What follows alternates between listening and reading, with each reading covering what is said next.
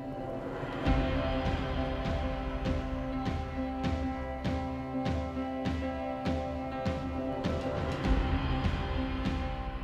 we asked parents, would you prefer to give your child a drug or have them play a video game? They're like, well, they already play video games, so why don't we start with that?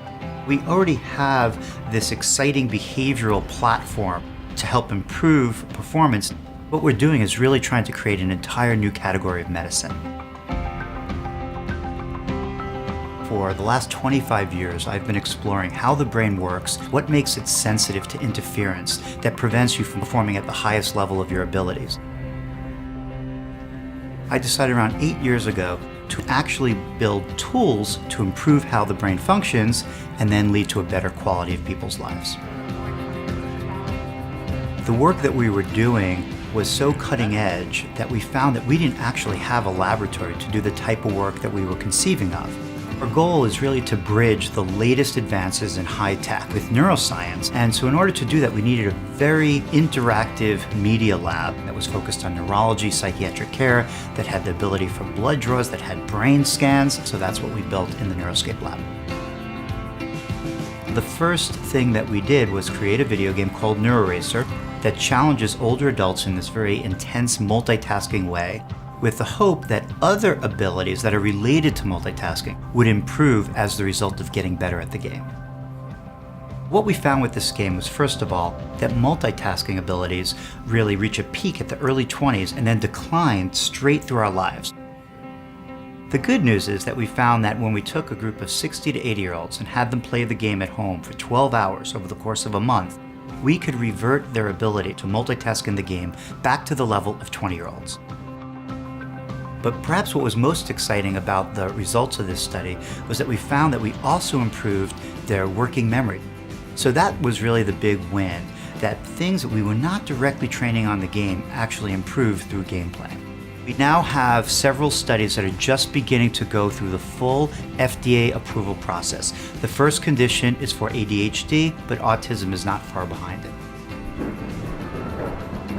One game that we're very excited about is called Body Brain Trainer, or BBT. And what BBT does is that it challenges you both physically and cognitively in one game experience. There's massive enthusiasm about this for different conditions, for example, Parkinson's disease and multiple sclerosis, which has both movement issues as well as cognitive challenges. The work that we do is really one of a kind. There's so much interest at UCSF from scientists and physicians that work in different populations that they take care of, ranging from ADHD, autism, depression, anxiety, multiple sclerosis, Parkinson's disease, and Alzheimer's disease. And we don't have enough room to develop and also do these type of clinical trials. So the expansion of the Neuroscape Lab is essentially to set up a unique clinical platform to do this next generation of testing new innovative brain improvement tools.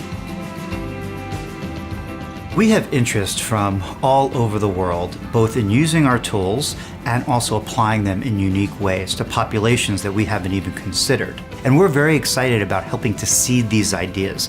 We know that the biggest, broadest global impact will happen not with us just doing the work here at UCSF, but everyone participating in it.